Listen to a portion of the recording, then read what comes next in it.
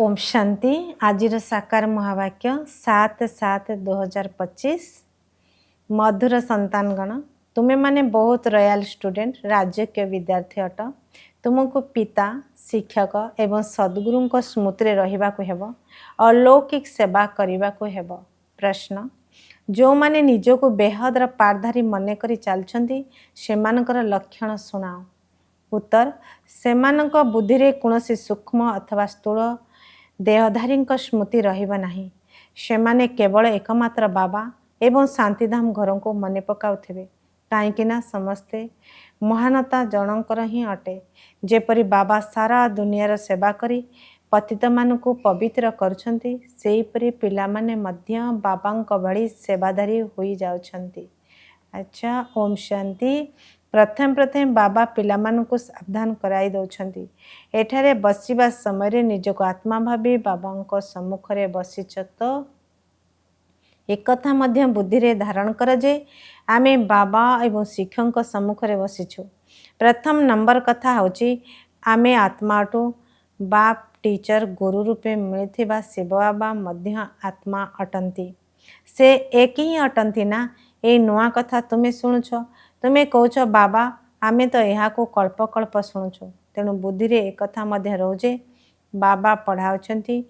आमे आत्मा ही अंग द्वारा शुणुछु। यही ज्ञान वर्तमान ही सर्वोच्च भगवान का द्वारा तुम मान को मिलुछि। से समस्त आत्मांकर पिता अटंती, जे कि संपत्ति दौछंती। कौन ज्ञान दौछंती? समस्तंकर सद्गति करछंती, अर्थात घर को नहीं जाउछंती। केते जन को नहीं जिबे ए सब कथा तुमे जानिछ। मशा सदृश समस्त आत्मा मान को जीवाकु हेब। सत्य जुगरे गोटे मात्र धर्म पवित्रता सुख शांति सबू रही थाए। तुम मानक पई चित्र द्वारा बुझाइबा बहुत सहज अटे। पिला माने मध्य नक्शा द्वारा बुझी जाती ना, यह इंग्लैंड यह अमुक, पुणी से स्थान मन पड़ी थाए। एठारे मध्य सही परी गोटिए गोटिए छात्र को बुझाइबा को पड़ुछि। महिमा मध्य जनकर होछि शिवाय नमः, उच्चरु उच्च भगवान। रचयिता पिता घरर मुख्य होइथांती ना, से हाद्र पिता ये सारा बेहद घरर पिता अटंती। ये पुणी शिक्षक मध्य अटंती, तुमको पढ़ाउछंती। तेणु तुम संतान मान को बहुत खुशी रे रहिबा उचित। तुम्हें माने राजकीय छात्र अट। बाबा कहते मु साधारण शरीर रे आसुची। प्रजापिता ब्रह्मांकर मध्य एठारे ही निश्चय आवश्यकता रही। ता बिना काम किपरि चलिबो? वयस्क संतान आवश्यक, कहीं पुष्य अटंती ना। तेणु वयस्क हेबा दरकार। श्रीकृष्ण तो समस्त को संतान बोली कहि परिबे नाही। वयस्क ही एकथा कहवा शोभा पाउछि। पिलांको कौन कहे बाबा बोली कहिबे। तेणु पिलामानकर बुद्धि रे आसीबा दरकार जे आमे कहा आगरे बसिचु। अंतर मन रे बहुत खुशी मध्य रहिबा उचित। छात्र जेउठी बसिले मध्य तांका बुद्धि रे बाबा ही मने पड़ी थांती, शिक्षक मध्य मने पड़ी थांती। तांकर तो बापा शिक्षक अलगा अलगा रही छंती। तुमर तो जणे मात्र बापा टीचर गुरु अटंती। ए ब्रह्मा मध्य स्टूडेंट अटंती, पढ़ुछंती। केवल लोन रथ नहीं छंती, आउ कोनोसी फरक नहीं। नचेत से तुम परी ही अटंती। यहांकर आत्मा मध्य तुम परी बुझुछि। समस्त महानता जनकर ही अटे। तांकु ही प्रभु ईश्वर बोली कहा जाउछि। ये मध्य कहउछंती निज को आत्मा भावी एकमात्र परमात्मा को मने पकाओ। बाकी सबू सूक्ष्म एवं स्थूल देहधारी को भूली जाओ। तुम्हें शांतिधाम बासिंदा अट। तुम्हें बेहदर पाठधारी अट। यही कथा आउ कहीं जानी नांती।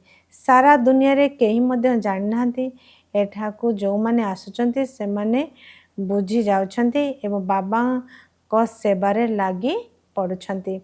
ईश्वर सेवाधारी अटंती ना। बाबा मध्य सेवा करने को आसीछंती। पतित मान को पावन कराइबार सेवा करुछंती। राज्य हराई पुणी जेतेबेले दुखी होचंती सेतेबेले बाबा को डाकुछंती। जे राज्य देइथिले तांको ही डाकिबे ना।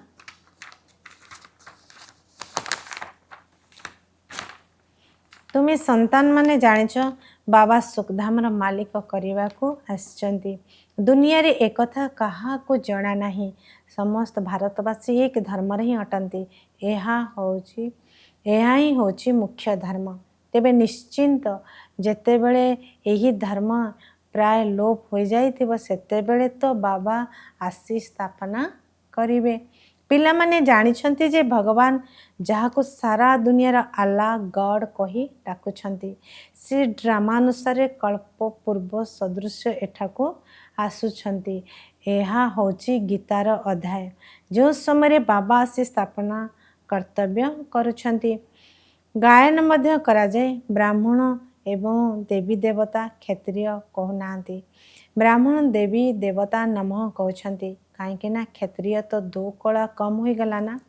नुआ दुनिया को ही स्वर्ग कहा जाउछि, तृतीया को तो नुआ दुनिया कहाजिब नाही। प्रथम प्रथम सत्ययुग को ही एकदम नुआ दुनिया कहाजिब। यह सबुठारु पुराना दुनिया अटे। पुणी नुआरू नुआ दुनिया को जीवु, पुणी नुआरू नुआ दुनिया को जीवु। एबे आमे सेही दुनिया को जाउथिबार पिला माने कहउछंती जे आमे नररो नारायण होछु। आमे सत्यनारायण कथा मध्य सुनुछु। राजकुमार हेबार कथा कहउनांती, सत्यनारायणकर कथा कहउछंती। से माने नारायण को अलग भाबुछंती, किंतु नारायणकर कोनोसी जीवन कहानी तो नाही। ज्ञानर कथा बहुत रहिछि ना, सेथिपाई 7 दिन दिया जाइछि। 7 दिन भट्टीरे अर्थात एकाग्रता पूर्वक रहिबाको पड़िबो, किंतु एपरि मध्य नुहे जे एठारे आसी भट्टीरे रहिबाको पड़िबो। एही भଳି तो पुणी भट्टी बाहाना करी अनेक आसीजिबे। तो मुख्य तो सकाळ एवं संध्यारे पाठपढ़ा होता है। खराबले वायुमंडल ठीक न थाए। राति मध्य 10 ରୁ 12 पर्यंत बिल्कुल खराब समय रही थाए। एठारे तुम्हें संतान मान को मध्य मेहनत करने को हेबो, याद रही सत प्रदान हेबा पाई। घर गृहस्थ तो सारा दिन काम धंदारे रोच। एपरी मध्य बहुत अछंती जे धंदा आदि करी मध्य भल चाकरी करिया पाई पुणी पाठ पढ़ी थांती। एठारे मध्य तुमे पढ़ुच, तेणु जी पढ़ाउछंती सेही शिक्षक को मने पकाइबा को हेबो। अच्छा, शिक्षक भावी मने पकाइले मध्य 3 जण एकत्र मने पड़िबे, बाप टीचर गुरु। तुमे निमंते यह बहुत सहज होइथिबारु तुरंत मने पड़ी जिबा उचित। यह आमर बाबा शिक्षक गुरु मध्य अटंती। से सर्वोच्च पिता अटंती, जहाँकठारु आमे स्वर्गर संपत्ति नेउछु। आमे स्वर्ग को निश्चय जीवु, स्वर्गर स्थापना निश्चय हब। तुमे केवल उच्च पद पाइबा पाई पुरुषार्थ करछ, एक कथा मध्य तुमे जानिछ। मनुष्य माने मध्य जानिबे, चारियाडे तुमर प्रचार प्रसार हब। तुम ब्राह्मण मानकर अलौकिक धर्म अटे। श्रीमतों को अनुकरण करी अलौकिक सेवारे तत्पर रहिबा। एक कथा मध्य मनुष्य माने जानिबे जे तुमे श्रीमत माध्यम रे केते श्रेष्ठ कर्म करुछ। तुम परि अलौकिक सेवा आउ केही करि परिबे नाही। तुमे ब्राह्मण धर्मावलंबी माने एही परि श्रेष्ठ कर्म करुछ, तेणु एपरि कर्म रे लागि जिबा उचित।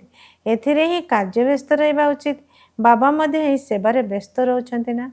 तुमे राजधानी स्थापना करुछ, सेमाने तो पंचायत एकत्र होई केवल पालना करुछंती। एठारे तुमे गुप्त बेसरे कौन करुछ? तुमे होच गुप्त अहिंसक योद्धा। यार अर्थ मध्य केही बुझु नाहांती। तुमे होच डबल अहिंसक सेना। सबुठारो बड़ हिंसा होची काम विकार, जहाँ आत्मा को पतित कराउची। या को ही जितिबा को हेबो। भगवान उवाच काम महाशत्रु अटे। यहाँ अपरे विजय प्राप्त करिबा द्वारा तुमे जगज्जित होई जिवो। ए लक्ष्मी नारायण जगज्जित अटंती ना। भारत जगज्जित थिला, ए विश्वर मालिक किपरि हेला, ए कथा मध्य बाहर लोक बुझी पारिबे नाही। या को बुझिया पाई बुद्धि बहुत विशाल हेबा उचित। बड़ा बड़ा परीक्षा देउथबा विद्यार्थी मानकर विशाल बुद्धि होइथाय ना। तुमे श्रीमत आधार निजर राज्य स्थापना करुछ। तुमे कहा को भी बुझाई परिबो जे विश्व रे शांति थिला, आउ कोनोसी राज्य नथिला। स्वर्ग रे अशांति होई परिबो नाही। बहिस्थ को गार्डन ऑफ अल्लाह कहा जाउछि। केवल बगीचा तो रहिबो नाही, मनुष्य तो रहिबा दरकार ना। एबे तुम्हें संतान माने जानिछ आमे स्वर्गर मालिक होछु। तुम मनरे बहुत नशा रहिबा उचित एवं चिंतन बहुत उच्च हेबा दरकार। तुम्हें बाहर कौन से सुख को चाहूना बर्तमान तुमको बिल्कुल साधारण भावे रहिबाकू हेब। एबे तुम्हें ससुर घर को जाउछ यह तुमर बाप घर अटे। एठारे तुमको दुई जण पिता मिलिछंती एक निराकार सर्वोच्च पिता द्वितीय पुणी साकार से साकार मध्य सर्वोच्च अटंती। एबे तुम्हें ससुर घर विष्णुपुरी को जाउछ तांको कृष्णपुरी कहाजिब नाही। पिलामानकर कौनसी पुरी न थाए विष्णुपुरी अर्थात लक्ष्मी नारायण का पुरी। तुम्हें राजयोगी अट तेबे निश्चय नररु नारायण हेब। तुम्हें होचा प्रकृत ईश्वरीय सेवाधारी। बाबा से को प्रकृत ईश्वरीय सेवाधारी कहते जी कि अति कम 8 घंटा आत्मभिमानी रहिबार पुरुषार्थ करुछंती। कौनसी कर्मबंधन न रहिले ही सेवाधारी होई परिबो एवं कर्मातीत अवस्था होई परिबो। नररु नारायण हेबा पई कर्मातीत अवस्था निश्चय हेबा दरकार। कर्म बंधन थिले दंड भोग करिबाकू पड़िबो। पिलामाने निजे बुझी पारुछंती बाबा को मने पकाइबा कष्टसाध्य अटे। उपाय तो बहुत सहज अटे केवल बाबा को याद करिबाकू हेबो। भारत प्राचीन योग प्रसिद्ध अटे। योग निमते ही ज्ञान उद्दिष्ट जहाँ को बाबा आसी शिखाउछंती। श्रीकृष्ण कौन योग शिखाई थांती कि श्रीकृष्ण को पुणी सुदर्शन चक्र देउछंती। एई चित्र मध्य केते भूल अटे। एबे तुमको कौन सी चित्र आदि को मने पकाइबा अनुचित सबु किछि भूली जाओ। केउथरे बुद्धि न लागू लाइन क्लियर हेबा दरकार। यह होची पाठ पढ़ार समय। दुनिया को भूली निज को आत्मा भावी बाबा को याद करने को हेबो तेबे जाई पाप नाश हेबो। बाबा कहते प्रथम तुम्हें अशरीर आसीथिला पुणी तुमको जीवाकू हेबो। तुम्हें सर्वकर्मर निपुण अट सेमाने हदर अभिनेता अटंती। तुम्हें हेल बेहदर अभिनेता। एबे तुम्हें जानुछ जे आमे अनेक थर पाठ करुछु अनेक थर तुम्हें बेहदर मालिक होच। यही बेहदर नाटक रे पुणी छोट छोट नाटक मध्य अनेक थर होउछि। सत्ययुग कलियुग पर्यंत जहाँ किछि होउछि ताहार पुनरावृत्ति होई चली। आरंभर नहीं अंत पर्यंत सबु किछि तुम बुद्धि रे अच्छी। मूल बतन सूक्ष्म बतन एवं सृष्टि चक्र बस आउ कौन से धाम सहित तुमर काम नहीं। तुमर धर्म बहुत सुखदायी अटे। तांकर जेते बेले समय आसीबो सेते बेले से माने आसीबे। क्रमान्वये जेपरी आसीछंती सेहीपरी पुणी जीवे। आमे अन्य धर्म कौन वर्णना करिबु। तुमको केवल एकमात्र बाबा ही मने रहिबा दरकार। चित्र आदि सबू भूली एकमात्र बाबा को याद करने को हेबो। ब्रह्मा विष्णु शंकर को मध्य नुहे केवल जन को मने पकाओ। से माने भावुचंती परमात्मा लिंग सदृश अटंती। लिंग सदृश कौनसी जिनिस होई परिबो नाही। तेबे से किपरि ज्ञान शुणाइबे कौन प्रेरणा द्वारा लाउड स्पीकर रखिबे जे तुम्हें शुणिब। प्रेरणा द्वारा तो किछि हुए नाही। एपर नुहे शंकर को पठाउछंती। ए सब ड्रामा रे पूर्वरु ही निर्धारित होई रहिछि। विनाश तो निश्चय हबो सेपरी तुम्हें आत्मा माने शरीर द्वारा कथा होच सेहीपरि परमात्मा मध्य तुम सहित कथा होछंती। तांकर पाठ ही दिव्य अलौकिक अटे। पतित मान को पावन एकमात्र बाबा ही कराउछंती। कहउछंती मोर पाठ सबुठारु अलग अटे। कल्प पूर्वरु जो माने आसीथिबे सेही माने आसीबे। जहाँ किछि भी अतीत होईगला ता ड्रामा। एथिरे टिकी हेले फरक नाही। पुणी पुरुषार्थर ख्याल रखिबा को हेबो। एपरि नुहे ड्रामा अनुसार आमर कम पुरुषार्थ होची पुणी तो पद मध्य बहुत कम होइजिबो। पुरुषार्थ को तीव्र करवा उचित। सब किछि ड्रामा पे छाड़ी देबा उचित नुहे। निजर यादर चार्ट को देख वृद्धि कर नोट कर आमर चार्ट बढ़ुची तो कम हो नहीं तो बहुत खबरदार रहिबा उचित। एठारे तुम्हें ब्राह्मण संगरे रहिच। बाहर सब कुसंगटे से समस्ते ओल्टा ही शुणाई था। एबे बाबा तुमको कुसंगरु बाहर कर मनुष्य माने कुसंगरे पड़ी निजर चाली चलन आदि सबू बदलाई दौरान बेश पोशाक बदलाई दौरान यह जेपरी निज धर्मर अपमान करुछंती। देख किपरि केश सजाउछंती देह अभिमान आसी जाउछि 100-150 टंका दौरान केवल केश सजाइबा पई या को अति देह अभिमान बोली कहा जाउछि। सेमाने पुणी केबेले ज्ञान धारण करि परिबे नाही। बाबा कहउछंती बिल्कुल साधारण हो अधिक दामर साड़ी पिंधिबा द्वारा मध्य देह अभिमान आसी थाए। देह अभिमान दूर करिबा पई सबु हल्का करदेबा उचित। भल जिनिस देह अभिमान रे आसी अकले भल जिनिस देह अभिमान रे आनी थाए।